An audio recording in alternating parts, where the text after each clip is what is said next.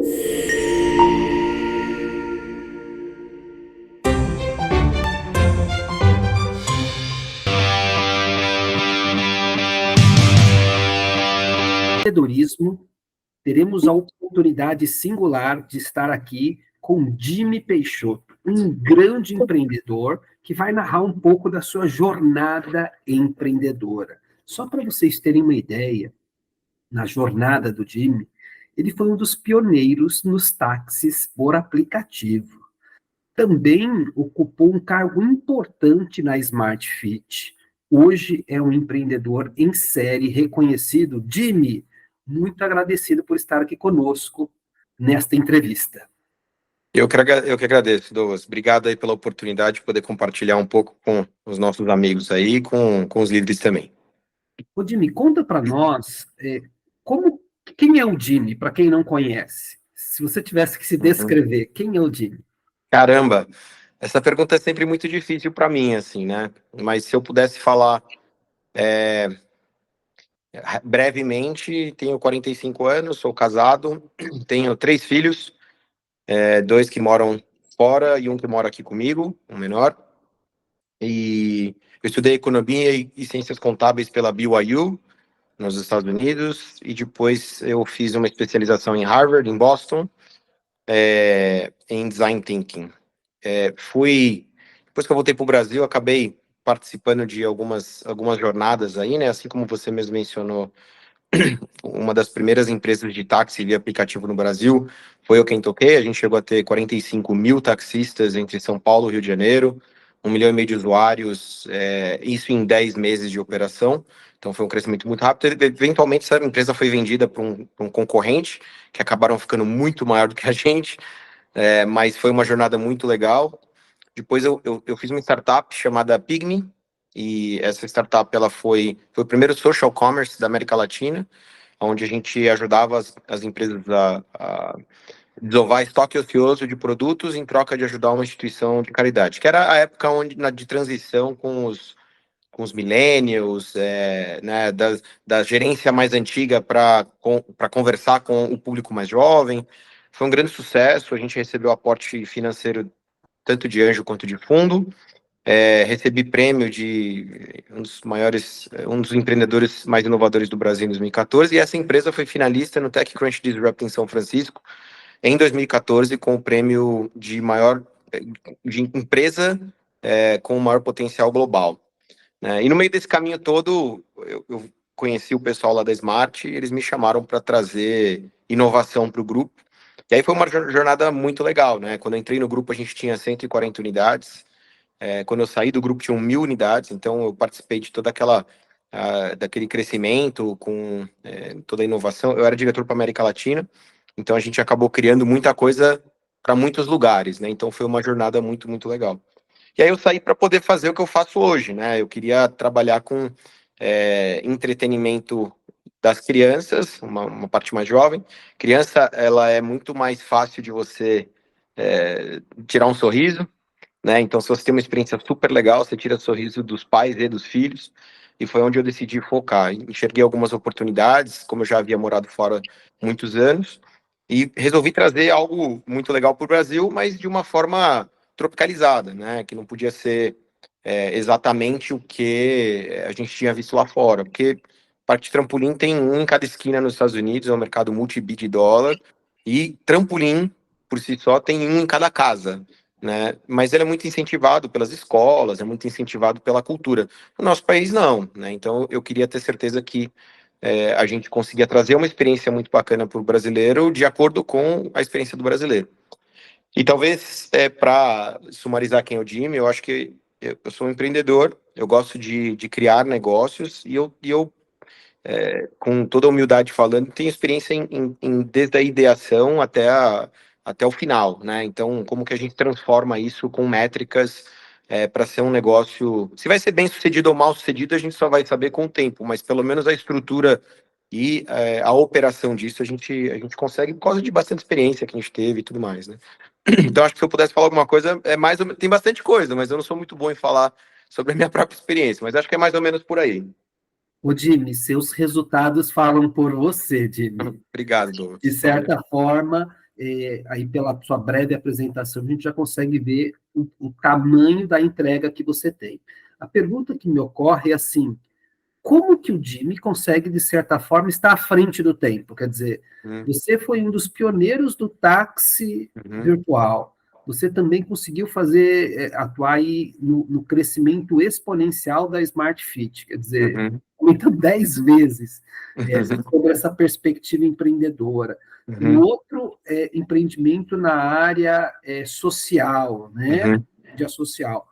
Da onde que vem esses ingredientes que fazem florescer ideias inovadoras, Jimmy? Olha, eu acho que um pouco não sei, acho que eu tomo muito energético, já vivo o dia inteiro de energético, mas brincadeiras à parte, eu acho que eu sou muito ligado a métricas, mas até por conta de formação e tudo mais, né? Mas também quando você tem, assim, eu acabei conhecendo algumas pessoas muito importantes na minha vida que me trouxeram bastante insights, assim, né? Eu conheci empreendedores muito grandes lá fora, aqueles bilionários do Vale do Silício, né? E eu tive a oportunidade de conversar com eles, de almoçar com eles, de ver o perfil, de aprender com eles, né? E por alguma razão, o universo foi bondoso comigo e me colocou à vista com esses caras. E assim, ó, quando eu, lá atrás, desde que eu era mais novo, eu sempre fui engajado em obras sociais, né? Só que eu nunca gostei do estilo ONG de ser, né? Nada contra as ONGs, mas assim, eu acho que é um modelo que não se sustenta. Você tem que ficar passando o chapéuzinho, pedindo dinheiro, e é sempre perdão, e é sempre uma luta, né? As ONGs passam o chapéu, as empresas falam que não tem verba, etc. Eu fiquei pensando, como fazer algo nessa vida, né? De deixar um legado de fato, e tem que ser algo escalável, tem que ser algo que traz retorno, tem que ser algo bacana. Então, talvez parte do meu porquê vem de conseguir querer aí ajudar as pessoas, né? E o ajudar as pessoas, você acaba tendo que desenvolver ferramentas que são, de certa forma, de massa crítica, né? Porque senão você não traz volume o suficiente para poder ajudar. Eu tive câncer, e aí eu fiquei pensando, a gente só vive uma vez, né? Na realidade, assim, eu tive algumas chances né, desde acidente de carro, câncer e o caramba, então eu fiquei pensando, eu tenho um filho com necessidades especiais, e eu fico pensando, o que a gente precisa fazer nessa vida de fato, né? Porque dinheiro, se você. Um mais um é dois. Se você fizer certo, as coisas acontecem. Mas o que você quer que aconteça, né? Qual que é o seu propósito? E eu fiquei pensando, eu sempre penso muito nisso, né? Nas coisas que eu desenvolvo, nas coisas que eu trabalho, é, qual a importância que isso vai deixar para aqueles que ficam, né? Sendo que eu já quase fui, digamos assim, algumas vezes. Como que eu posso ajudar meu filho a voltar a andar?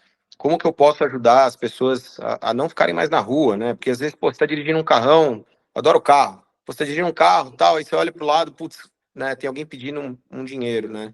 Então, se o seu coração não tá no lugar certo, eu acho que nada disso vem como inspiração. Então, talvez para mim, né, talvez para outros empreendedores isso foi de outra forma, mas para mim, talvez a necessidade de criar algo que possa fazer um impacto na humanidade ou até na sociedade, seja um driver para minha criatividade. Talvez se eu pudesse falar algo nesse sentido, seria isso. E, por outro lado, sendo brasileiro, né, mesmo tendo morado fora, entendido que existem modelos de negócios fora que não são muito preocupados, hoje um pouco menos, né, mas até por conta da crise que teve no Vale do Silício, mas são menos preocupados com o retorno, né, e muito mais preocupados com o burn rate, com aquele gasto de dinheiro, crescimento exponencial. Eu sempre fui muito pé no chão e o bottom line para mim é muito importante. Então, nos modelos de negócio que a gente cria, sempre tem que ter receita, sempre tem que ter lucro. E se você começa, o que eu aprendi, talvez só para finalizar o raciocínio, tem uma frase em inglês que é begin with the end in mind, né? Que é você já começar algo com o final planejado. Né? Então, qual que é o final? Então, se o final de algumas dessas empreitadas seja vender para um fundo, levantar dinheiro, seja fazer impacto, seja o que for, se você já tem isso tracejado, no meio do caminho, a estratégia ela vai ter que acontecer de acordo. Eu conheci um empresário chamado Greg Butterfield, e o Greg, lá nos Estados Unidos. Eu tive a oportunidade de me reunir com ele algumas vezes. Ele fez o IPO mais rápido da história na época dos Estados Unidos. E eu perguntei, obviamente, uma das perguntas que todos queriam fazer, mas que eu tive a oportunidade de almoçar com ele e conversar. Falei, Greg, me fala uma coisa, né? A pergunta que todo mundo quer fazer, eu quero fazer também. Como que você fez o IPO mais rápido da história? Né? Você quebrou um monte de tabu, você fez o IPO... Não lembro exatamente os números, mas acho que na época era, sei lá, 5, 6 anos para fazer, ele fez em 2. Ele falou, cara, para mim foi muito simples, né? Quando eu comecei a empresa, eu já sabia quais eram todos os processos que precisariam acontecer para eu abrir o capital. Então, eu abri a empresa já com capital fechado, mas com todos os processos de capital aberto no lugar. Então, quando vieram fazer a due diligence para fazer essa virada, eu só entreguei o que eu já estava fazendo. Então, a preparação, porque ele já sabia qual era o final, fez com que o meio fosse muito mais fácil. Então, acho que é isso que eu falei, mais ou menos que resume tanto o lado da criatividade como o lado da operação, o porquê das operações que eu faço e como que eu faço. Porque o fim está planejado. Existem pivotagens no meio do caminho, sem dúvida alguma, mas a assertividade, uma vez que você tem estratégia mais traçada, ela fica mais fácil, uma vez que você também consegue criar a partir de um final já pré-determinado. Faz sentido? Com certeza faz muito sentido essa clareza do final, da onde se quer chegar, e aí a construção, o caminho se faz ao caminhar, desde que você tenha Exato. essa clareza da Uhum. onde você quer chegar e a estratégia você vai construindo. Conta para nós um pouco o que você aprendeu, quais foram 2 ou 3 pérolas nessa sua jornada, desde Smart Fit, Uhum. a empresa de táxi, ou até mesmo agora, aí com os parques de trampolim, quais foram as pérolas, que, ou na sua jornada, ou nessas mesas importantes que você Uhum. está, você já entregou uma aí, Exato, Eu não me então mais controlei, uma ou duas já dei um pérolas que spoiler você aí. considera importante para o líder. Tá. Acho que se você, por exemplo, você não faz nada sem pessoas, né? Então, quando você fala em liderar, você não pode ser hipócrita, né, cara? Você não pode viver duas vidas. Você tem que ser 100% real. E o ser real, ele te abre coisas boas e coisas ruins, né? Você fica vulnerável em alguns momentos, mas você se torna honesto, um líder honesto, onde as pessoas de fato sabem que eles podem contar com aquela pessoa que eles estão trabalhando. Então, uma das, como você mesmo chamou, pérolas, seria que você não faz nada sem pessoas. Então, para você atrair os melhores talentos, o que você precisa, né? E eu acho que parte disso é dar clareza para a pessoa, né? Então, eu tenho uma gestão de resultados abertos. Então, as pessoas mais próximas da liderança têm acesso a tudo, né? Obviamente, guardadas as certas proporções estratégicas, mas assim, é tudo muito aberto para que todos possam se ajudar. E você sendo você, o que acontece é, quando você tem clareza em mostrar para as pessoas quem você é e como você trabalha, a pessoa, quando você atrai o tipo de pessoa que dá match com o seu perfil. Que acho que um dos grandes problemas, dando talvez uma meia pérola, é a pessoa, por exemplo, eu tive a oportunidade e o convite de trabalhar tanto no Facebook quanto no Google. Passei por processo de entrevista e tudo mais. Fui lá, conheci o escritório do Mark Zuckerberg, aquela história toda, lá no Vale do Silício e tal. E eu notei que, assim, cara, apesar de que para algumas pessoas seria incrível. E eu até me questiono por que muitas pessoas não querem trabalhar para mim de graça, porque para eles querem trabalhar de graça. Eu fiquei pensando, que tipo de cultura, né? E quando eu comecei a olhar, eu até lembro que, poxa, eu caminhava pelo campus lá do Facebook, e assim, a cada, sei lá quantos metros, 70 metros, tinha um stand com comida e bebida à vontade, né? Você descia um andar, tinha academia, você subia, tinha sala de jogos, que era para você, de fato, viver ali e trabalhar ali. Nada contra, achei super legal e uma estrutura surreal, né, cara? É muito legal. Mas não era bem o que eu não queria morar lá, né? Eu não queria que a minha vida fosse inteira dedicada para isso. Eu também tenho minhas partes sociais, minha família, etc. E então, às vezes, o que você enxerga e o que você sente são coisas diferentes. E se você não juntar as duas coisas como propósito, não vai dar certo, né? Você vai entrar, você vai se encantar, e aí quando você descobrir que aquilo não faz sentido, já foi tarde demais, aí vai dar churn, né? Você vai ter que sair, vai ter que fazer outra coisa. Então, se eu pudesse dizer, é assim, tenha pessoas melhores que você do seu lado, né? Essas pessoas, pelo menos em alguma coisa, né? Quando você é o líder, quando você já fez bastante coisa, dificilmente você vai encontrar uma pessoa para contratar na sua companhia que tenha muito mais experiência. Não sei que você seja muito grande, com muito dinheiro e contrate alguém maior, mas assim, pelo menos em algumas coisas na sua vida que essa pessoa saiba melhor que você, tanto para você aprender quanto para você agregar dentro da sua operação. E segundo, seja muito claro com essas pessoas, exatamente como você é, seja muito transparente para que as pessoas consigam dar match de perfil de verdade, né? Se o propósito da sua companhia for claro e a pessoa entender, e ela tiver um propósito de clareza de vida e os propósitos estiverem de acordo, você não vai ter churn, cara. Por exemplo, na Urban Motion, que é o nosso parque de camas elásticas, os colaboradores chaves, eu não tenho ninguém com menos de 5 anos. E eles adoram. Por quê? Porque faz parte do que a gente faz parte da alegria deles, né? A vida deles ao redor disso e da gestão. Então, acho que é mais ou menos isso. Perfeito. Muito agradecido pelas pérolas aí compartilhadas. Você falou da Uber Motion. Conta para nós um pouco mais dessa ideia aí de parque de trampolim, quais são os seus planos, como Uhum. que funciona a empresa, quais são os caminhos que você fez para chegar. Você falou que viu lá nos Estados Unidos, que é algo muito consolidado, e aqui no Brasil ainda parece que é um mercado embrionário. É, assim, eu cheguei a pular em vários parques de trampolim nos Estados Unidos antes de saber que ia vir qualquer tipo de modelo para o Brasil, né? Quando eu me juntei à companhia, eu estava na Smart Fit, na realidade eu saí da Smart Fit para poder participar da Urban Motion. Eram dois americanos que me convidaram para poder fazer parte desse conceito. E uma vez que eu fui, como eu sou vidrado em métricas, né? Eu fui.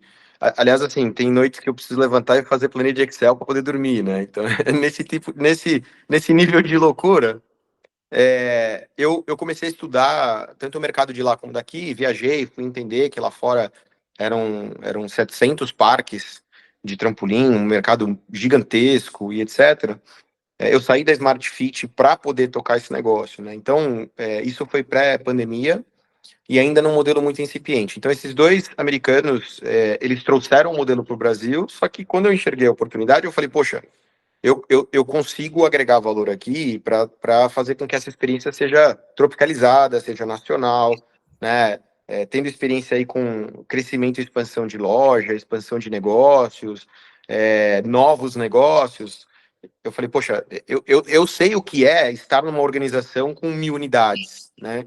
Então, se eu tenho essa capacidade aprendida, por que não agregar num conceito que está nascendo num país extremamente carente de. Isso ainda antes da pandemia, né? Hoje mais ainda, mas carente de atividades, né? De lazer, etc. Inclusive, existe um movimento muito grande dos shopping centers, né? Hoje em dia, o CTO, que seria o custo total de ocupação dentro de um shopping, ele é caro, né? E muitos dos shoppings, se você for olhar no mercado americano, muitos shoppings estão abandonados, ou eles viram outras coisas, né? E eu não duvido de que no Brasil, se esse movimento não acontece até com uma certa rapidez, tendo em vista que você vê grandes redes fazendo downsize, diminuindo o tamanho de ocupação, porque é muito caro, né? E aí você tem grandes âncoras que tem 3, 4 andares num shopping, fechando, abrindo pequenas lojas. O que o shopping vai fazer, né? Ele contava com esse tipo de recurso. Então eles precisam transformar isso numa experiência onde, para que você sai de casa para ir num shopping? Se você até pela pandemia compra tudo online ou muita gente compra online. Então teve um decréscimo de pessoas que vão para a rua comprar, né, e ficam em casa comprando. E ninguém contava com isso. Então eu olhei para tudo isso e falei, poxa, tem uma oportunidade muito legal, né? Num mercado incipiente, onde no Brasil existem alguns parques que nem o nosso, mas num conceito muito ajustado. Então, o que eu fiz? Antes de até já emendando, a gente acabou de lançar o modelo de franquias, né? E por quê? A gente quer crescer, né? E aí, quando você fala, e por que não antes? Porque a Global Motion tem 8 anos, né? Então, quando eu entrei na companhia, a companhia já rodava há 2 anos, né? E aí eu falei, eu entrei para fazer esse crescimento, para assumir e fazer esse negócio crescer, né? E aí eu esperei todo esse tempo, passamos a pandemia, sofremos na pandemia, né? Mas eu esperei todo esse tempo para ter certeza que o nosso modelo de negócio estava bem ajustado. E, de novo, muito vidrado em métricas. Eu queria ter certeza que o meu orçamento do ano passado estava dentro do que eu esperava. Nesse meio do caminho, a gente acabou fazendo diversas mudanças na companhia em preparação para qualquer um conseguir ter uma, né? Que é o processo de você poder franquear. É, então, a oportunidade é muito grande, porque quando você olha para o mercado de entretenimento na pandemia, ele cresceu muito, né? As pessoas se cansaram muito. Aqueles que faziam entretenimento acabaram quebrando na pandemia, quando não eram em grandes centros, né? Porque foram os primeiros a fechar. Alguns deles não voltaram, então o público ficou carente de entretenimento, né? E as pessoas, apesar de a pandemia ter passado há algum tempo, ainda sofrem do, putz, o que eu vou fazer? Eu quero passear, eu quero fazer. E teve um acréscimo muito grande de pessoas falando, poxa, se isso acontecer de novo, eu não vivi minha vida, então eu quero viver, né? As pessoas investem bastante em entretenimento. Então o que nós decidimos fazer? Franquear num modelo totalmente ajustado, comprovado nos últimos 8 anos, né? Com todos os procedimentos, com todas as estruturas por trás para dar suporte para esse crescimento, né? E a gente foca bastante em duas experiências, que é na experiência de você ir lá e pular, brincar à vontade, né? A gente não é só um parque de trampolins, a gente tem trampolim, tem várias atrações lá, tem trampolim, tem futebol, tem basquete, enfim, é um parque de mais ou menos 500 metros quadrados, que é o nosso modelo, e você pode fazer diversas atividades, e festa de aniversário, né? A gente acredita que o modelo de festa de aniversário, assim, as pessoas celebram o aniversário desde a história da humanidade, né? E com a pandemia, muitos desses lugares acabaram sofrendo um pouquinho. Então, a gente acredita que se a gente entregar uma experiência incrível de festas de aniversário, as pessoas vão querer sempre estar celebrando conosco. Então, acho que é mais ou menos isso, né? A gente enxergou algumas oportunidades cara, tem uma frase que é meio clichê, que é assim, né? Sucesso é quando a oportunidade encontra a preparação. Acho que é mais ou menos isso, né? E eu acredito que na trajetória de carreira minha, seja ela empreendedora ou executiva, né? Que também fiz parte do grupo RBS Televisão e tudo mais.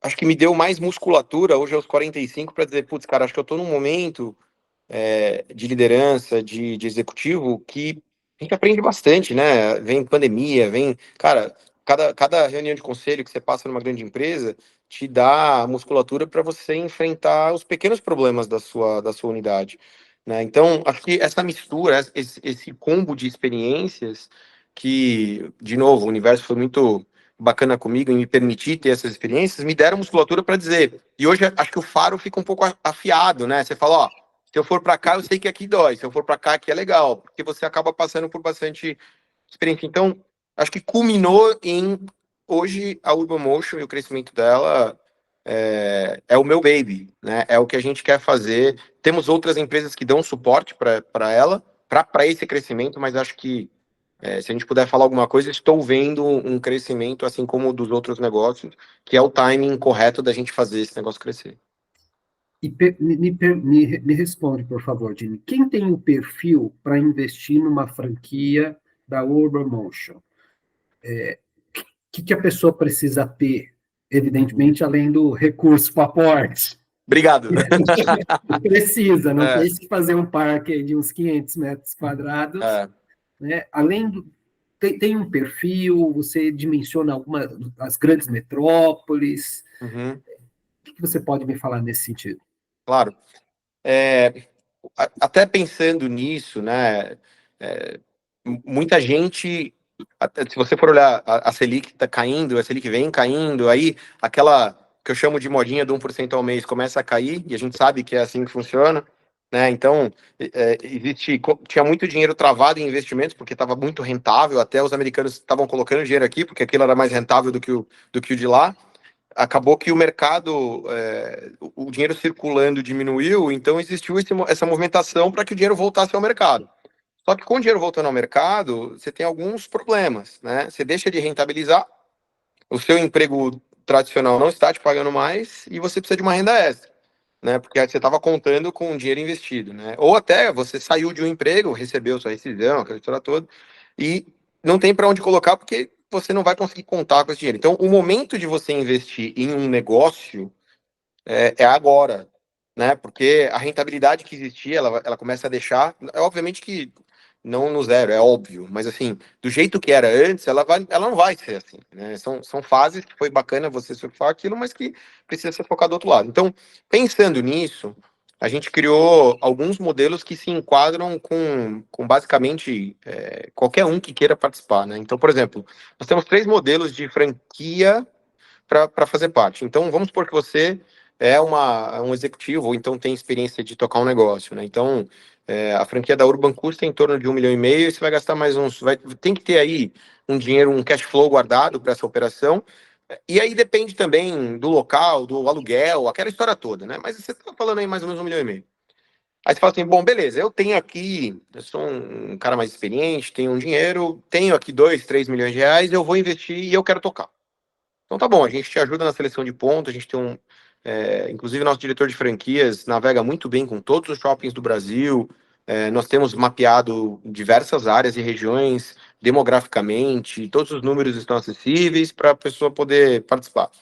A gente dá toda a estratégia, dá todo o suporte, dá marketing digital, dá call center de venda de festa, dá tudo, né? Ajuda nesse sentido. Aí ele quer tocar, beleza, ele vai lá e toca. Agora, você tem esse dinheiro, não tem experiência, mas você gostaria de participar. Então, o que a gente faz? Você faz a franquia, a gente toca para você. Você fica em casa recebendo seus dividendos, digamos assim. Então, pá, tenho 1,5 milhão, não sei tocar, não quero tocar, eu só quero tirar o dinheiro de um investimento e colocar em outro. Dado que a Urban, na média, a nossa operação rentabiliza 40% de EBITDA, né? A gente está falando aí de perto aí de 30%, 33% de margem líquida, isso é pós-impostos, né? Então, quando você está falando nesse tipo de investimento, entendendo que existe um payback, né, de 24 a 36 meses, logo, em breve, esse dinheiro vai estar rentabilizando mais do que você estava rentabilizando no banco a 1% ao mês, né? 1,5 milhão, talvez um contratinho fechado com o banco ia te pagar 1,5 milhão, na sorte. Mas, mesmo assim, ainda vai te dar uma rentabilidade muito bacana que os investimentos tradicionais não vão. E isso a gente dando todo suporte para isso acontecer. Aí você fala assim, tá, então eu vou tirar dinheiro de um lado e colocar do outro. Eu toco com você. Eu não, né? Nossa equipe. E aí a gente só te traz esse dividendo, digamos assim. E a terceira modalidade é assim, Jimmy, eu não tenho 1,5 milhão, mas gostaria de participar. Então a gente faz o que a gente chama de investimento cotista. Então a gente junta alguns empreendedores ou algumas pessoas que têm dinheiro, não no sentido crowdfunding, né? Não dá para você comprar uma Urba com R$ 25 a share, mas, né? Mas assim, no investimento médio de entre 300 a 500 mil, a gente consegue, entendendo o perfil, passando nas entrevistas, né? Mostrando, dando match de perfil, a gente consegue juntar essas pessoas e a gente toca. Do mesmo jeito, a gente toca essa operação para isso. Então a gente conseguiu democratizar a entrada desse mercado. E, em paralelo, obviamente, a Urban tem um apetite muito grande na expansão própria. Né? Então, ao mesmo tempo em que a gente está abrindo e diversificando via franquias, a gente tem um planejamento bastante agressivo de unidades próprias. Né? Nossa meta é ter, aí nos próximos 4 anos, bastante entretenimento disponível para as pessoas. Então, e tendo um pouquinho de experiência, eu acho que a gente vai conseguir. Que legal, Jimmy. Não dava para imaginar que você ia falar uma franquia quadradinha aqui para mim. Então, você já me mostrou novas possibilidades. Eu não me recordo de ter visto um modelo de franquia onde a pessoa investe e já vem até um gestor para conduzir o processo, nem essa perspectiva de cotas. Parabéns aí. Obrigado, Douglas. Você que está aí nos acompanhando, seja através das redes sociais ou na matéria, pode ser aí um grande investimento. Você viu aí o retorno. Olha, não encontra fácil um retorno desse no mercado que está em expansão. Agora eu quero fazer um jogo rápido com você, Jim, para a gente fechar esse primeiro bloco. Tá bom? Depois a gente vai entrar numa parte mais de entender o Jimmy como líder. Tá. Em uma frase ou uma palavra, família é? Tudo. A Urban Motion é? Família. Não, a Urban Motion é. Cara, em uma eu sei, eu pensei bastante sobre esse assunto, né? E é muito difícil dizer, mas eu vou dizer assim, talvez em uma frase: a bola da vez. Perfeito. Liderar é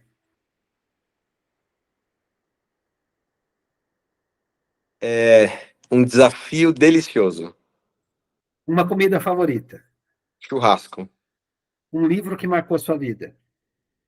Pense e enriqueça, Deus é acima de tudo.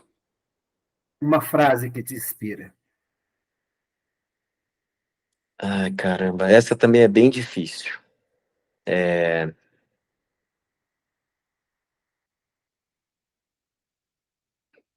Olha, eu não tenho uma frase específica, tá bom? Mas eu sempre me inspiro nos grandes líderes, né? Então, eu tô tentando resumir, eu prometo. Eu sei que era um jogo rápido de vai e volta, mas você pega meio pesado, Douglas, em algumas coisas, né? Né? Mas eu acho que assim, olha, honestidade acima de tudo. Porque Perfeito. isso, só sumarizando, dessa forma, as pessoas podem confiar em você tanto na hora boa quanto na hora ruim. Eu prefiro perder o amigo por ter falado a verdade do que ter perdido a amizade por não ter falado a verdade. Entendeu? Então Sim. acho que ser honesto acima de tudo. Uma pessoa que você se inspira. Isso também é muito difícil para eu te dizer uma pessoa, né? Eu me inspiro desde os líderes que pensam fora da caixa, né? Então, quando você está falando, você fala em Elon Musk. Acho que todos eles têm algo que eu gostaria e algo que eu não gostaria de ser.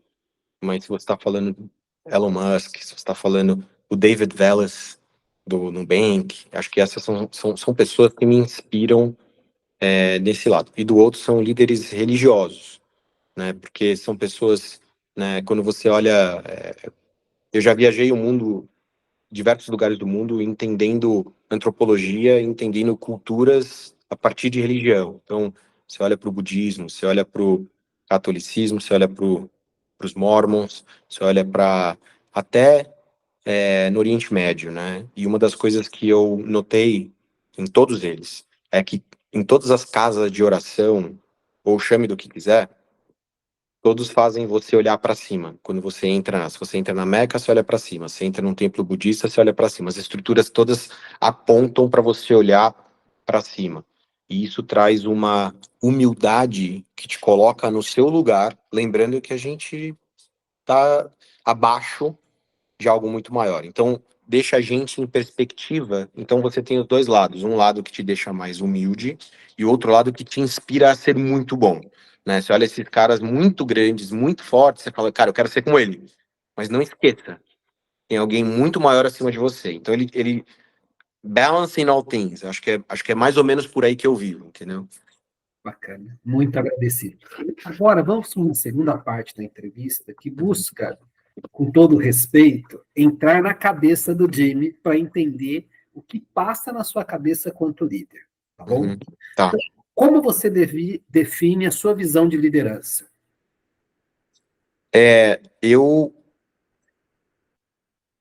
Olha, se eu pudesse colocar uma palavra no começo dessa frase, eu diria empatia. Por quê? Quando eu me coloco no lugar do outro, e eu vou contar um segredinho meu aqui, e eu espero que os meus colaboradores não escutem, mas eles devem escutar. Mas já que a gente está aqui colaborando com outros líderes, né, o lado da empatia, ele faz com que você se coloque no lugar do outro, me desculpa, se coloque no lugar do outro quando você está demandando algo, né? E existe um balanço que ele precisa acontecer, que é o balanço do precisa fazer porque precisamos entregar e o precisa fazer porque tem que fazer, né? Assim, a gente não é só números, a gente também tem que ter o coração lá dentro. Então, o que que eu faço? Eu sou um líder e eu exijo bastante da pessoa, por causa do lado empático, porque eu gostaria que as pessoas fossem melhores do que eu. E se eu tivesse tido um líder lá atrás, do meu lado, falando para mim as coisas que eu faço errado, e falando para mim, não só as coisas que tá certo, quando você tá certo, tá todo mundo batendo palminha. Ah, que legal, você é o próximo isso, você é o próximo aquilo. Quando dá errado, cadê? Ninguém, o seu amigo, que é amigo de verdade, ele deveria chegar para você e falar assim, cara, você vai quebrar tua cara se for para esse lado aqui. Não vai para cá. Então, eu procuro ser esse amigo, líder. Falar, ó, se você for para cá, você vai se machucar. Não vai para cá. E por outro lado, eu exijo 100% o tempo inteiro, mas eu aceito 80 e não falo nada para ninguém. Então, assim, eu tenho um ladinho ali que fica naquela, né, uma pressãozinha um pouco maior, mas eu solto um pouquinho para, obviamente, ninguém espanar. Mas se você não mantém esse ritmo, porque o líder dá o ritmo. Quem tá tocando o tambor é você. Né? E se você não estiver tocando dessa forma, já tem o efeito cascata que vai diminuindo, né, esse tambor. Então, eu acho que a minha definição de líder é mais ou menos essa. Você toca o tambor para 100%, aceita 80% e tem empatia para que essa pessoa cresça junto com você, se torne melhor que você, mas também não expõe. Então, acho que é mais ou menos... E uma frase eu sei lá, cara, mas é mais ou menos isso, Douglas, entendeu? Tá certo. Eu estou aqui pensando assim, um líder forte, exigente e com coração. Pronto, acho que eu vou colocar isso no meu LinkedIn. Qual é o seu propósito quanto líder? Fazer com que as pessoas se realizem profissionalmente. Perfeito. Agora, pensando, diante das decisões complexas, quais são os processos, os critérios que você utiliza para chegar à conclusão? E se você puder compartilhar algum exemplo, sabe? Alguma decisão Uhum. importante que você teve que fazer e como que você usou essa estratégia de pensamento para resolver? Uhum. Tá. Como eu trouxe mais cedo, acho que uma das importâncias de você não estar perdido no meio do caminho é saber o final. Né? Então, quando você já tem uma estratégia do que você quer fazer, por exemplo, você chega e fala assim, nós vamos ser a maior rede de academias do Brasil. Tá. Agora quebra isso em números. Quantas academias precisam ser? Quantas existem hoje? O que precisa ser para ser a maior? Qual o número da população brasileira que treina? O que os outros 95% estão fazendo? Então, você já tem algumas coisas pré-determinadas, né? E aí, no caminho, chega um problema, e eu dei o exemplo da Smart, mas vou falar de Urban. Chega um problema no meio do caminho e você fala assim, tá, e agora, como é que eu resolvo? Ué, é, depende. A gente precisa chegar naquele final que a gente combinou, não precisa? Então, como que a gente faz no meio do caminho? Então, eu vou te dar um exemplo. O nosso modelo de festas de aniversário, ele veio mais latente pós-pandemia, porque existiu uma necessidade de poder prover essa experiência para os nossos clientes. E aí, quando você tem um modelo que está indo muito bem, e você enxerga uma oportunidade, com isso vem um risco. Né? Você fala, poxa, se eu pivotar ou começar a migrar esse modelo, o que vai acontecer com a minha receita atual? Então, eu não faço mudanças ou pivotagens muito bruscas de uma vez. O que eu faço? Eu testo. Né? Então, o que a gente fez? Por exemplo, eu tenho uma unidade dentro do shopping Morumbi Town, em São Paulo, que a recepção ocupava um espaço muito grande. Eu, antes de investir em colocar mais um salão de festas, exemplo, estou dando um exemplo muito, muito real. Sim. Existia uma demanda para tal, mas eu ainda não era o suficiente matematicamente para pagar a conta de um salão novo. Então, o que eu fiz? Eu quebrei a recepção, fiz uma recepção muito menor e coloquei, sabe aquelas fitas de fila, passa-fila, não sei como é que é o nome disso, mas que você estica e coloca num outro postezinho assim, né? Que determina as filas, onde for. Falei, vamos fazer um teste para minha equipe, né? Vamos fazer algo bonitinho, mas muito provisório, com baixíssimo custo, e ver se as mães ainda assim têm interesse em fazer uma festa com a gente. Que se não tiver, o meu custo de voltar à recepção anterior é baixíssimo, o risco é muito pequeno, e a gente voltou ao normal. Se der certo, a gente só faz uma parede e tá tudo certo. Então eu mitiguei bastante esse risco investindo muito pouco. Em pouco material, só que deixou muito bonito, fez uma casca legal, mas deixou lá. E foi um grande sucesso. Então, o meu final era claro, queria ser um pilar de entretenimento gigantesco no Brasil. Para que esse final acontecesse, eu precisaria introduzir o conceito de festas dentro do meu conceito. para que isso acontecesse sem mexer na minha receita tradicional, eu tinha que investir pouco e não podia perder receita. Então, eu continuei com o meu final, gastei pouco no meio do caminho, mitiguei o risco e fui embora. Entendeu? Acho que para dar um exemplo, né? Sim, Nada de mudança brusca, estratégia em mente e pouco custo no meio do caminho. bacana. Pivotando aí as pequenas mudanças com capacidade de implementação, mas sem usar recursos de maneira descontrolada. Gostei. Quando a gente pensa em comunicação, qual que é o seu estilo de comunicação? Como você ajuda e motiva a sua equipe? Que Uhum. técnica que você usa também para resolver os conflitos que eventualmente vão existir dentro de uma empresa? É. É, mais cedo eu trouxe também que eu gosto de uma gestão aberta, né? Então, e como eu sempre, como eu já participei de empresas muito grandes, eu queria trazer essa gestão, não a parte engessada burocrática, porque todos os grandes precisam ter, ainda mais quando eu estava em preparação para o IPO e tudo mais, é natural que alguns processos sejam um pouco mais lentos. Mas, por exemplo, de reunião de equipe. Então, todas as segundas-feiras, hoje inclusa, nós vamos ter uma reunião de conselho, onde eu junto toda a nossa liderança, todos eles têm que fazer uma apresentação da área deles, não importa se a área é pequena ou grande, seja o que for, são 3 slides de cada um e eles têm que apresentar para mim num formato formal. Só que informal, onde ali, e aí eu quero parafrasear algo que eu aprendi de um outro líder, que eu acho que vem ao caso. Também do Greg Butterfield, que eu falei mais cedo, que fez o IPO mais rápido da história. Porque ele falou para mim, cara, que uma das coisas que ele aprendeu, isso eu levei para o resto da minha vida, e me ajudou bastante, que foi, ele falou assim, que nas reuniões de conselho, você imagina, ele vendeu 2 empresas para Intuit, nos Estados Unidos, então assim, o cara já era bilionário, e o conselho das empresas dele eram pessoas do mais altíssimo grau que você pode imaginar, né? Grandes empreendedores, tecnologia, etc. Então, ele falou assim que. E a empresa estava indo muito bem, tanto que ele vendeu a empresa para a Intuit. Então, ele falou que na reunião de conselho, ele chegava lá, todo orgulhoso, mostrava todos os números do crescimento, não sei o que e tal. Ele todo orgulhoso mesmo. Falou, poxa, vai ser a melhor reunião de conselho da minha vida. E ele falou que no meio desse caminho, em uma dessas reuniões, um ou dois desses grandes caras de tecnologia que estavam no conselho pararam ele e falou: Greg, deixa eu te fazer uma pergunta. Você veio aqui para a gente bater palminha para você?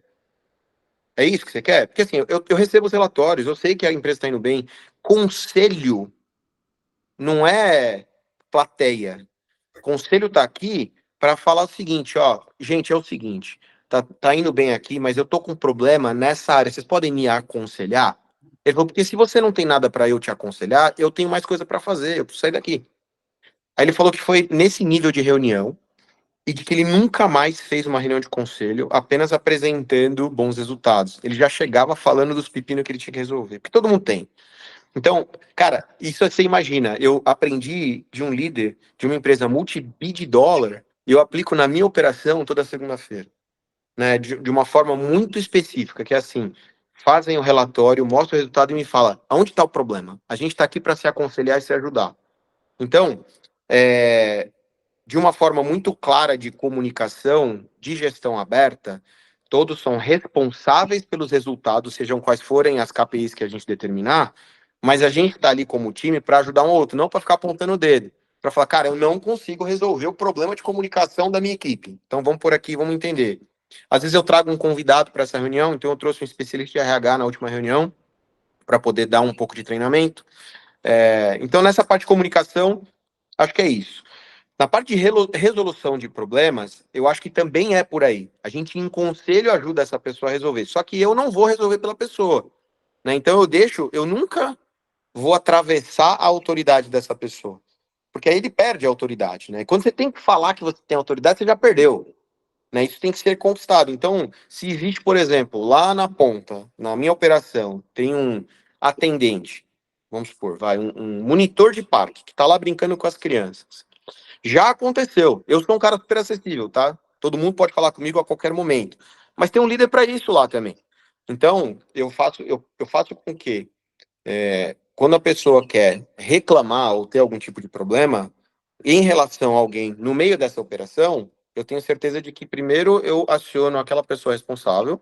Em conselho a gente ajudou, se caso ele não conseguiu resolver, mas deixa a pessoa tocar, delega e deixa a pessoa tocar. Aceita os 80% e segue a vida. Então acho que é mais ou menos. Porque se você trava demais, Douglas, você não consegue escalar nunca. Se você não delega, você não escala nunca. Como é que você quer ter 1.000 lojas se você vai ficar tendo que fazer continha para cada uma delas? Você tem que confiar que aquela pessoa que está na ponta, já com algumas métricas, vai saber liderar como você lidera. Então, acho que é mais ou menos por aí. Não sei se eu respondi todas as suas perguntas. Respondeu sim, Jimmy. Excelente. Por mim, já podia até finalizar a entrevista aqui, mas ainda tem mais algumas perguntas. Vamos Duas embora. coisas importantes que você destacou. Achei, assim, fantástico essa ideia de, nas reuniões de conselho, a pessoa receber, de fato, conselhos, em vez de ficar apenas apresentando suas conquistas. E Uhum, essa questão que você sinalizou, da importância da hierarquia, de a pessoa tem o seu papel e o líder não pode assumir o papel do seu colaborador. Ele está ali, de uhum. fato, para ajudar. Agora vamos para mais algumas perguntas para a gente ir chegando aqui na reta final. Quais são os valores e os princípios que são inegociáveis para você na liderança? E quais são as suas crenças Uhum. que influenciam o seu estilo de liderança? Uma você já deixou assim bem claro, que é a questão da honestidade, que Exato. é pedra fundamental. Tem mais alguma? Como é? Uhum. Olha, no quesito negócios, eu acho que a honestidade, eu gosto muito de falar dessa palavra porque acho que ela engloba muita coisa, né? Então, ela engloba a verdade, ela engloba, é, acho que muita coisa, né? E assim, o agir também é muito importante, né? Então, não adianta nada é, você apenas ser honesto, né? É aquela história, não adianta nada ficar orando de joelho se você não levantar do joelho e sair fazer trabalho, né? Porque você pode orar, sua fé e o caramba, mas assim, se você não sair do joelho, não vai trabalhar, não cai do céu, né? O céu ajuda, mas não cai do céu. Então, acho que assim, eu diria que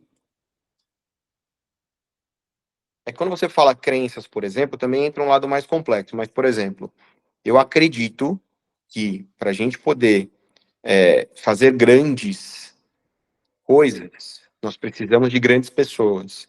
E eu acho que o caminho empreendedor torna pessoas muito grandes, né? E eu não estou dizendo em termos de resultado, estou dizendo em termos de pessoa. Você ensinar princípios empreendedores para uma pessoa, é, isso faz com que a pessoa se torne grande, dentro da própria área dela, né? Então, eu permito o erro mitigado, né? Então, honesto, né? Então, assim, mesmo que, e olha que interessante, nós tivemos alguns casos desse nas companhias, onde eu não concordei com a decisão, mas eu apoiei.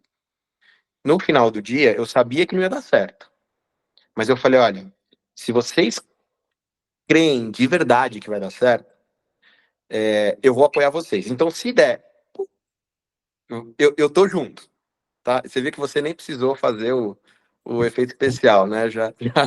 Já preparei aí o efeito especial para você. Então, eu acho que uma vez que você apoia de verdade, pro bem e pro mal, né? E deixa a pessoa errar. Então, eu acho que assim, quando você fala, né, quais algumas dessas crenças ou enfim, honestidade, é, empreendedorismo, e o empreendedorismo ele engloba trabalho duro, ele engloba tudo aquilo que a gente sabe que ser empreendedor Uhum. é, e permitir com que a pessoa cresça junto com você.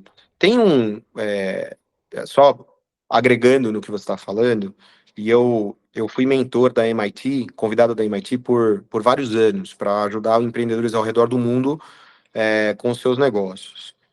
E uma das coisas que eu aprendi é que, assim, ó, no Brasil talvez seja muito fácil de você enxergar isso. O brasileiro ele é empreendedor.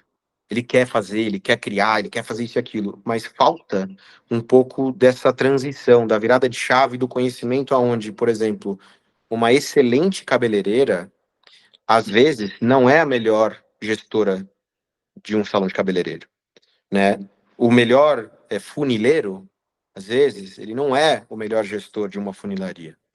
E não que isso não possa acontecer. Tem um livro chamado Entrepreneur to Business, que é empreendedor para negócio, alguma coisa assim, eu não me recordo exatamente o nome, até depois eu posso compartilhar. Eu li lá atrás, há muitos anos atrás, aonde alguns princípios precisam ser ensinados para que essa pessoa ela deixe de ser o artista para ser o gestor. E é isso que eu gosto de trabalhar, porque eu vejo talentos muito bons, mas que para eu poder replicar a gestão, eu preciso que eles aprendam alguma dessas coisas, que é o verdadeiro empreendedorismo. O empreendedorismo ele tem que deixar de ser o verbo para ser a ação de verdade, né? E para isso você precisa de algum conhecimento. Então, no meio desse caminho, eu provejo conhecimento, ajuda, auxílio para que essas pessoas possam crescer e se transformarem em grandes líderes também. Excelente. E no tocante de desenvolvimento da equipe, como você identifica e cultiva os potenciais líderes dentro da sua equipe? Qual a abordagem que você utiliza para desenvolver as pessoas da sua equipe? Olha, é um híbrido, né? A gente precisa desenvolver as pessoas, ao mesmo tempo em que o desenvolvimento dessas pessoas também seja feito para entregar o resultado final, né? Porque senão a gente viraria uma instituição de ensino, né? E a gente não é. Então, o que a gente tem que fazer? Enxergar onde estão os potenciais dessa equipe, o que falta para elas poderem entregar aquilo que o final está desenhado e investir nisso. Então, por exemplo, para mim, no meu negócio, nessa parte de crescimento, métricas é muito importante. É quantas crianças que entram, quantas crianças que saem, que horas que elas entram, quanto tempo fica, ticket médio, quantas festas e etc. Então, para mim, um bom líder nessas áreas são aqueles que agregam valor na entrega. Se essa entrega significa mais número, significa melhor margem, para a companhia é muito melhor. Então, no meio desse caminho, o que falta para essa liderança conseguir entregar melhor métrica? E aí eu invisto nisso. Então, por exemplo, a companhia paga cursos relacionados a essas entregas, até não só a entrega, mas assim, às vezes ela não é uma relação 100% direta, mas pode indiretamente não só ajudar a pessoa mais feliz ela vai trabalhar melhor. Então, a pessoa quis fazer um curso de marketing digital e ela é uma gerente de parque. Aí você fala, qual é a relação disso? Ué, primeiro que o cérebro vai desenvolver melhor. Segundo que ela vai trazer conhecimentos até para o nosso marketing que talvez migre ela de uma posição para outra. Então, não é direto, mas indireto isso pode trazer uma relação. E eu acho que uma das coisas que você perguntou na última pergunta, a gente transferiu e eu acabei não falando, é a motivação. E eu só queria falar, dar uma pincelada nisso, que é o seguinte: depois de 5 anos, eu compartilhei um pedaço da companhia com esses colaboradores. Então, eles se tornaram meus sócios, de uma forma minoritária, mas conforme a gente cresce e a companhia cresce, essa parte minoritária pode mudar a vida deles, Com né? certeza. Então, uma motivação não adianta só você ficar bem, né? Não sei, eu gosto de barco, não sei se você gosta de barco, mas se você já andou em barco, você sabe que não dá para andar sozinho, né? Então, não adianta você querer fazer tudo sozinho. Então, essas pessoas que estão agregando valor para sua vida, entregando algo bacana para você, elas merecem ter uma vida bacana também. Até porque se eles estão bem, você está bem também. Então, parte da motivação é sweat equity, ou seja, você colocou o seu suor, você merece um pedaço. Esse pedaço tem uma discussão e etc, mas é um pedaço. E a outra é o seguinte, eu fico, com todo respeito, enchendo o saco deles, falando assim, já tirou seu passaporte? Já tirou seu passaporte? Por quê? Porque a gente tem uma meta de levar toda a liderança para Disney agora no final desse ano. E aí você fala, poxa, que legal, né?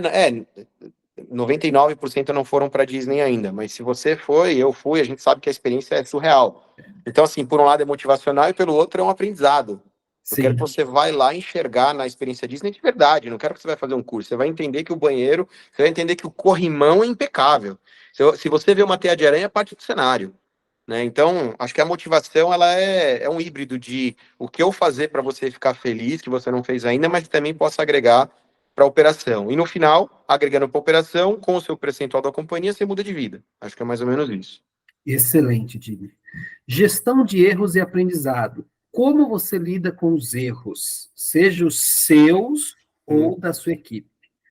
Que lição que você de certa até forma, você já até citou isso numa outra questão, e se você quiser acrescentar mais alguma coisa, algum erro que aconteceu e que você tirou um grande aprendizado dentro dessa jornada, que pode ser na Urban, pode ser nos outros negócios. Uhum. Olha, se eu for falar de modo geral, e aí eu entro no Jimmy, assim, o erro, se você não está errando o suficiente, é que você não está crescendo, né? É, você não está inovando o suficiente, né? Então, a inovação, ela tem que ser, você tem que permitir o erro, você tem que sair da caixa, você tem que falar besteira, você tem que colocar coisas surreais no papel. Às vezes eu falo umas besteiras lá que eles não acreditam. Eu falo, meu, você tá viajando? Aí eu trago isso pro valor presente, né? Então, não é só uma viagem, é assim, poxa, a gente usa exemplos diversos, né? Até filme, para poder ilustrar. Então, acho que parte disso é permitir o erro, né? Dentro de alguns parâmetros, e eu ensino eles que se você, assim, a gente tem algumas métricas, né? Então, a gente sabe que a gente precisa bater alguns números e não importa o que aconteça. Então, se você for errar, você tem que entender assim, é tudo matemática. Quanto que esse erro pode custar, né? Se ele for custar mais do que a gente precisa para poder entregar, você não pode fazer esse erro, né? A não ser que seja um investimento de risco, aí é outra história, aí é um aporte que a gente faz para entender alguma coisa, mas dentro da operação que você está fazendo, se você fizer uma mudança muito drástica e causar, é um problema. Mas eu permito errar e eu apoio, né? Agora, se você for olhar do lado do Jimmy, uma das coisas que eu aprendi e foi eu não vou nem dizer um erro, mas um aprendizado, é assim, eu acho que é muito comum a gente fazer isso.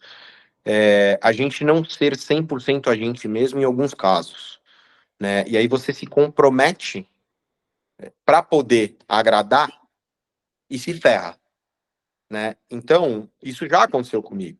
Mas falando assim, parece o ápice, né? Putz, eu fui lá, falei que podia e não fazia. Não é o caso, é assim, talvez um pouco de receio de você, uma insegurança, aliás, o receio de mostrar uma insegurança, né? Você se colocar na frente dos outros. Porque assim, ó, ninguém é 100% o tempo inteiro. Todo mundo tem uma casca, não tem jeito. O que que eu aprendi? Cara, eu não vou ter casca nenhuma. Se eu tiver que falar, mandar pro inferno, eu mando, não pros colaboradores, tá? E eu não tô falando isso de uma forma. Eu falo assim, cara, internamente é assim, cara, se eu achar que não tá certo, eu vou te falar, Douglas. Douglas, eu não acredito no que você tá fazendo, eu acho que não tá legal. Agora, eu não acredito por causa disso, disso, disso, disso e disso. Se você conseguir mostrar para mim o contrário, tá bom. Eu vou te dizer uma coisa, eu não quero citar nomes nesse momento. Eu tive um sócio muito importante de mercado, muito importante. E um cara extremamente brilhante. Ele foi presidente das maiores empresas do Brasil. E eu aprendi uma lição, cara. Ele chegou para mim e eu tinha descoberto um problema num negócio lá, tá? E aí eu não posso de fato falar porque tem alguns acordos, né? E, e ele chegou para mim e falou assim: eu não acredito. E ele tinha um jeito bastante interessante, para não dizer outra coisa, né? Bastante interessante de comunicação, direto, digamos. Acho que é a melhor forma. E ele falou assim: tá errado. Eu falei assim: olha, não tá. Não, tá errado. Eu falei, não, não tá. Então falou assim: ó, então tá bom, vai lá na lousa, escreve a equação matemática e mostra para mim que não tá. E, cara, assim, ó, na boa, você abre o Excel, você faz uma cálculozinha ali, tá tudo certo, Sim. né? Eu levantei, fiz toda a equação matemática e provei para ele que estava errado. E ele falou: tá bom, agora eu concordo, pode ir que eu te apoio. É, o que que eu aprendi com isso? Você precisa estar pronto para defender o teu negócio, né? Não sabonetar, aceitar, falar isso e aquilo. E geralmente a gente faz isso. A gente fala, não sei o que, é meio superficial. Cara, é o seguinte: vai e fala até o final. Um dos métodos de entrevista da Amazon, que eles chamam de Star Method. Aliás, o Elon Musk falou uma vez também. Ele falou assim que a entrevista dele é muito básica. Ele pega, e eu passei por algumas entrevistas com essas empresas, que é assim, você pega um problema com a pessoa, para você saber de fato se a pessoa fez o que ela tá falando que fez, porque assim, genericamente, as entrevistas você fala o melhor, você pode dar o seu discurso, não sei o quê, você tá preparadinho, né? Até usa IA se quiser, não sei o quê e tal. O que que eu faço? Eu pego, tá bom, então se você, Douglas, tá falando que você criou a revista Líderes, tá? Tô jogando papo fora aqui. Aí eu pergunto, tá bom, então na criação da revista Líder, me fala uma tarefa que você fez. E aí você começa a aprofundar para entender a contribuição da pessoa de fato. E às vezes você vai entender, talvez Douglas seja a palavra errada, vou dizer o João, dentro da revista Líder, tá? Você vai entender que assim, o João, ele não criou a revista. Ele estava dentro de um departamento, cujo departamento tinha 14 pessoas, que dentro deles ele participava de uma reunião, que numa delas ele fez, você entende? E a gente tende a dar uma roupagem muito maior para a nossa responsabilidade do que de fato ela é. Então, o meu erro que eu aprendi foi, eu não vou fazer isso. Então, de novo, eu prefiro perder um amigo pela honestidade. Então, eu vou falar exatamente como é. E eu ensinei a minha equipe a fazer exatamente a mesma coisa. Permitindo o erro, mas sendo honesto e falando a verdade. Faz sentido? Excelente, excelente. E como que o Jimmy se adapta às mudanças? O quanto que você se percebe flexível? Em que momento que você percebeu, por exemplo, a questão da pandemia? Acabou o parque, né? Ninguém É, saía para pular. Como que você se adaptou ao período da pandemia e como que você se adapta hoje? Você citou também a questão aí da IA aí, uhum, como algo que eventualmente as pessoas já estão começando a utilizar. Conta um uhum. pouco para nós nessa perspectiva de adaptabilidade na sua liderança. Tá. Eu acho que uma parte que auxilia bastante essa vida empreendedora, né? Porque você está sempre tentando criar inovação, e eu sempre fui um cara de inovação, sempre assim, sou um cara de inovação. Então, é, essa adaptabilidade que você falou, ela traz oportunidades, né? Então, o que que eu faço? Lembrando que o final está bem desenhado, o que você precisa fazer para chegar lá também requer adaptação, né? Senão você vai morrer. Vamos falar de pandemia. O que que a gente no ano da pandemia, a gente ainda no último ano de pandemia, a gente faturou R$ 800 mil. Aí você fala assim, quando o pessoal não estava faturando nada, né? Então o que que a gente fez? A gente tem o trampolim é atividade física. Cara, vamos transformar a Urban numa academia, porque a academia foi uma das primeiras a serem reabertas, né? Então assim, cara, quando você que tem que pagar os boletos, você sabe que dói, cara. Você sabe que vai bater a tua porta. Então, por um período, a gente virou academia. Você quer ir lá fazer atividade física? Vai fazer atividade física. Então, foi uma pivotagem temporária para a gente não morrer. E a gente conseguiu segurar uma operação dessa forma, né? A gente saiu, sim, a gente perdeu a operação, mas saiu ileso em termos de dívida. A gente é uma empresa muito saudável. Por quê? Por causa exatamente disso. Então, em termos de adaptabilidade, acho que o exemplo de adaptabilidade é esse que a gente está falando em termos de pandemia, que é onde a gente conseguiu salvar uma operação a partir disso. E assim, como eu sou um cara de inovação, eu aceito, contanto que as métricas estejam no lugar e que o final não aconteça. Quer um exemplo? Eu tive a oportunidade de tomar um café da manhã com um dos fundadores do iFood. E também não quero ficar citando nomes, mas um dos fundadores do iFood. Foram 2 horas de conversas maravilhosas com ele. Eu adorei conversar com ele. E uma das coisas que eu perguntei para ele foi, porque assim, a gente acha que assim, demora 20 anos para a companhia ser um sucesso da noite para o dia, né? É mais ou menos essa história. E aí eu perguntei por que que não fez esse grande salto? Obviamente a pandemia auxiliou, mas por que que não fez esse grande salto antes? O iFood tem bastante tempo. Ele falou, ó, uma das coisas que a gente enxergou como, não vou dizer um problema, mas um obstáculo, foi a falta de foco em fazer o melhor do básico. Então chegava uma empresa grande e falava, vamos fazer uma parceria, aí você vê grandes nomes, né? Sei lá, acredito, estou jogando nomes aqui, tá? E aí é o Jimmy falando, não é representando a empresa com que eu conversei. Mas chega um grande nome do tipo Visa e fala, eu quero fazer uma parceria. Cara, você como empreendedor novo, você quer parar tudo para atender a Visa, né? E aí você começa a perder foco. E uma das coisas que, perdão, acabei de chegar de viagem, então do avião ainda estou um pouco ruim da garganta, mas vamos lá. É, é, Nessas mudanças, a gente não perdeu o foco, né? Então, eu estou ok em mudar. Então, toda hora vem alguém apresentando algo novo para a Urban Motion. Toda hora. Ô, Jimmy, vamos fazer cartão disso, vamos fazer aquilo, vamos fazer aquilo. Gente, vamos para o básico primeiro, a gente cresce as unidades, depois essa diferença entra como um pilar de novos negócios. Mas se eu perder o foco agora, não dá certo. Então, sou suscetível à mudança que não atrapalhem o foco do negócio, entendeu?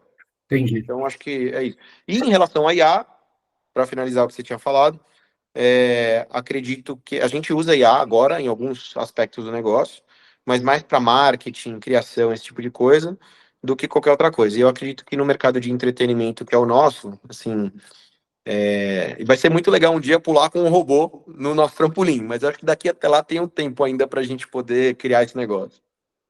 Legal.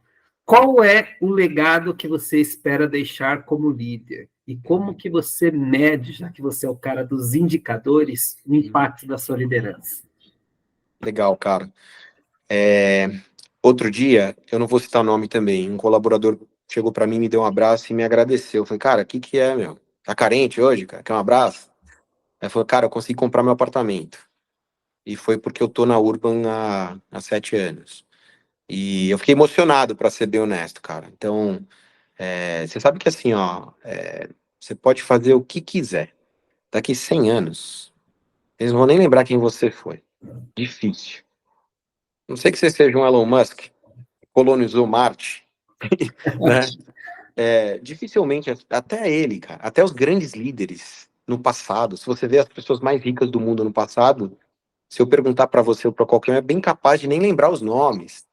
Então, o que que foi deixado, né? E eu acho que o que tem que ser deixado, tendo em vista que eu já quase fui embora mais do que uma vez, é o que que você fez pela pessoa, né? Como que você melhorou a vida da pessoa? Esse meu colaborador, por exemplo, no futuro, pode ser que ele nem lembre das noites que ele passou trabalhando na Urban, mas ele vai lembrar que ele conseguiu comprar um apartamento. Então, mudar a vida das pessoas de fato, eu acho que é o legado que a gente tem que deixar para o maior número de pessoas possíveis. Seja via obra social, seja via criar empregos, porque muita gente fala, né, eu faço obras sociais e não conto para ninguém. Eu gosto desse estilo, né? A gente ajudou mais de 5 mil crianças carentes, mas a gente gosta muito de ficar quietinho e não ficar publicando esse tipo de coisa. Estou falando aqui num ambiente muito íntimo, de uma forma muito Sim. sem nenhum tipo de engrandecimento, tá? De uma forma muito clara. Eu acredito que o empreendedor tem a chance de mudar a vida das pessoas, de mudar o mundo. Através do quê? Eu dou emprego, eu dou auxílio para a pessoa crescer, eu treino, eu ajudo. E quanto mais essa organização crescer, mais pessoas você muda. Então, sim, acho que eu quero mudar o mundo através de dar oportunidade através do empreendedorismo. Então, acho que esse é o legado, né? Se forem lembrar de alguma coisa no futuro, que tenha um emprego, que continue essa vida próspera, que tenham prosperidade, seja o que prosperidade for para cada um, mas que eles consigam de fato olhar para isso e falar, cara, eu mudei de vida porque eu consegui trabalhar perto dessa organização. Então, acho que nem lembrei meu nome, não precisa, mas o pessoal tá legal, tá bem, tá feliz, tá com família. Acho que é mais ou menos isso. Excelente. Jimmy, mais uma vez, muito agradecido. Eu tenho duas perguntas adicionais aqui. Uhum. Qual é a maior dor que você sente no papel de líder? Uhum. Eu acho que é interessante isso, né? É você conseguir separar o pai do líder, porque quando você é líder e você quer o bem da pessoa, é igual um filho. Você sabe que o filho vai fazer uma meleca lá e você tá louco, meu, né? Moleque, não faz isso, mas às vezes é importante a pessoa fazer para poder aprender. Então, acho que parte dessa dor é você conseguir transmitir esse erro com antecedência. Então, por exemplo, ao mesmo tempo deixar a pessoa errar, né? Porque o crescimento só vai vir assim. Se você quer poder exponenciar, você precisa poder deixar a pessoa raciocinar e tomar as próprias decisões. E com isso vem o erro. Então, acho que a maior dor é essa ansiedade de não ensinar por texto, ensinar por experiência. Então, acho que essa é uma das grandes dores de líder aí. Excelente. Você que acorda para fazer planilhas, se você tivesse que sinalizar, indicar quais são as principais métricas que você entende que o empreendedor precisa observar? Tá. Cara, uma das coisas que eu sempre.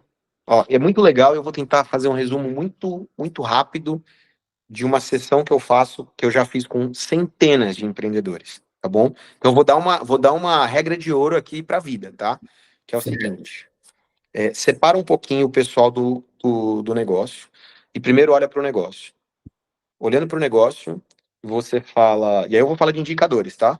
Mas, ó, na tua vida pessoal, aonde você quer estar, onde você vai estar em 10 anos, em 5 anos.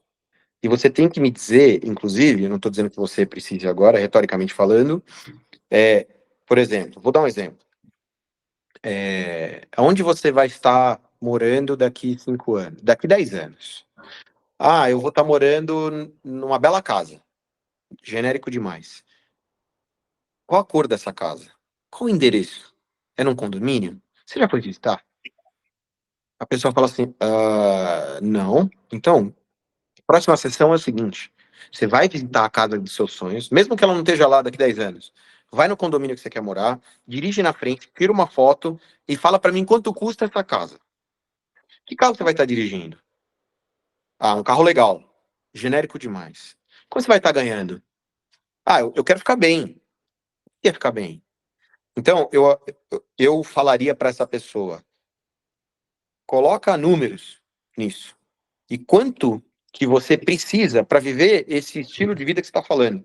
Quanto vai custar essa casa daqui a 10 anos, esse carro, onde você vai estar estudando? As pessoas falam bastante em viagem. Ah, eu quero viajar. Aonde? Ah, vários lugares. Aonde? Ah, eu quero ir para Tailândia. Eu já fui para Tailândia e digo para você que é caro pra caramba ir para Tailândia. Né? Então, quando você coloca isso na equação, você começa a olhar e fala, cara, peraí, para eu atingir tudo isso em 10 anos, o que eu preciso fazer hoje, então? Então, primeiro de tudo, organizar as métricas pessoais da sua vida. Onde você vai estar morando, isso até para o líder, tá? Para o empreendedor e também para toda a cadeia de pessoas que trabalham junto. Acho que cadeia de pessoas não é legal falar, mas todo esse monte de gente que trabalha junto. Uma vez que você entendeu esses números, aí você volta para o negócio e fala: o que eu estou fazendo hoje vai me dar suporte porque eu quero ser daqui 10 anos? Se não tiver, pivota agora. Você não precisa mudar a sua regra, o que você faz na sua vida pessoal, você precisa mudar o que você faz na sua vida profissional. No meu caso, como eu quero mudar a vida de muitas pessoas, essas empresas que eu construo, elas tendem a sempre olhar para números muito grandes, né?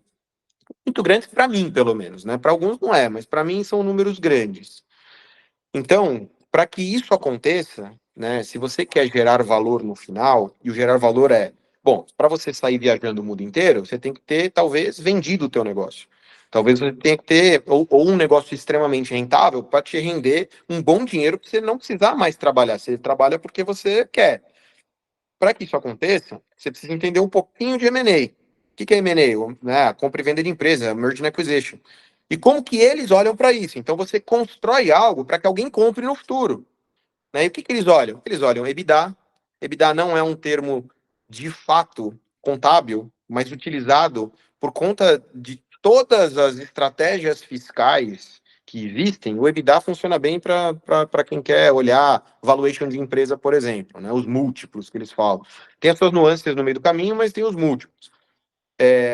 E você construiu o teu negócio onde a margem, perdão, a margem tanto do EBITDA, ou EBITDA, quanto líquida, o bottom line, estejam em linha com alguém que queira comprar no futuro. E é só crescer esse número. Então, quando você fala, Jimmy, quais são as metas? Para mim é simples. Total de faturamento, margem de EBITDA e margem líquida. E eu manter a operação, aí você vai pilotando, né? Manter a operação sempre dentro dessas margens para que alguém no futuro ou faça um aporte, ou você seja vendido e você utilize esses fundos para fazer outra coisa. Então, se eu pudesse dar uma dica, se o teu negócio não está faturando mais que 20% de margem líquida, tá na hora de você dar uma olhadinha nos números, né? Sem que você tenha que aumentar seu preço, você olhar para o seu custo e entender o que você precisa fazer para essa operação ser mais rentável. No Brasil, se você não tem uma margem razoável, você está à beira de um grande problema a qualquer momento, né? Porque muitos dos negócios fazem antecipação de recebível, você tem diversos tipos de coisas que vão piorar o cenário se você não tiver algum tipo de margem, né? Então, é isso, cara. É ser saudável, pouca dívida, né? Usar dívida apenas para crescimento e não para pagamento, digamos assim. Margens muito bem estruturadas, saber para quem que você vai vender um dia no futuro, caso não venda também, que conheço um monte de empreendedor que fala, não, isso aqui é o meu negócio da vida, que eu não quero vender, tudo bem, né? Mas que aquele número final, que aquela métrica que você fez, ela tem um propósito pessoal, né? O quanto que isso vai te pagar para suster aquele seu estilo de vida. Você não sabe o que vai acontecer? Quando você chega para as pessoas e fala assim, onde você quer chegar? Eu quero chegar lá. Eles falam assim, eu quero chegar, tá, onde que é lá? Ah, não sei. Então, assim, defina o seu lá. Tá aí o spoiler de um livro futuro, tá? Defina o seu lá. Onde que é o lá? E como é que você chega lá? Você não vai chegar lá se você não souber onde é. Onde que é? Então, construa suas coisas, suas métricas, para que dentro pode você chegar lá, uma vez que o lá está bem definido. Mais uma vez, muito agradecido, Jimmy, foi assim, fantástico, em nome da revista, dos nossos leitores. Realmente foi uma aula, foi um livro aqui. Obrigado, Douglas. Inclusive, se você me permitir, eu estou participando de um livro e eu quero citar essa estratégia que você teve de mudar a empresa para a academia, justamente no período da pandemia, para poder continuar operando. Se você me permitir, Claro, com eu certeza. vou citar esse caso de quanto que o líder precisa ser flexível, porque é fácil as pessoas sinalizarem os desafios, eu quero saber das soluções. Sem dúvida. E você mostrou essa flexibilidade. Realmente, você falando aqui de livro, eu fiquei pensando, eu falei assim, daqui a pouco eu vou ter que escrever um livro, porque é tanta sabedoria desses líderes, sabe? Aquele jornalista que organiza, fala de vários líderes, vai sair no futuro um livro, viu, Jimmy? Olha, foi assim, engrandecedor esse momento que você, peço perdão aí pelo horário que eu ultrapassei um pouquinho, mas Não, relaxa. se eu pudesse, ficava aqui a tarde toda conversando contigo, muita sabedoria, eu vejo em você, assim, um coração forte, um sentido de propósito, uma cabeça criativa, mas também muito lógica, focado em métricas, e assim, os seus frutos, eles ratificam a sua jornada. Eu desejo, assim, muito sucesso na jornada, e fico feliz de ter você na capa da revista, porque Olha só é que muito legal. inspirador, de fato, e que a sua fala possa ressoar em outros líderes e ajudar nessa jornada empreendedora. Eu acredito muito no empreendedorismo e as suas falas ratificam esse caminho e mostram o caminho para os demais líderes. Agradeço a Anne e a Patrícia que fizeram essa ponte e muito agradecido mesmo. Douglas, eu que agradeço, fico lisonjeado em poder compartilhar um pedacinho da nossa história e eu fico à disposição, tanto de você, da revista, ou até de quem quiser. Às vezes tem alguns empreendedores, alguns CEOs que adoram só tomar café para a gente bater papo e quebrar a cabeça juntos, né? Às vezes uma cabeça externa pode ajudar bastante no dia a dia, né? Alguém olhando de fora. Então, eu agradeço bastante, fico lisonjeado aí pela oportunidade de aparecer aí com vocês na revista. Muito obrigado pelo convite, e até pelo carinho aí todas as palavras que você falou. Então, agradeço de coração. Eu que mais uma vez agradeço. Patrícia, Anne, e desejo sucesso, mas eu sei que o sucesso é uma questão que você já saboreia e que vai crescer porque você trabalha de maneira assim inspiradora.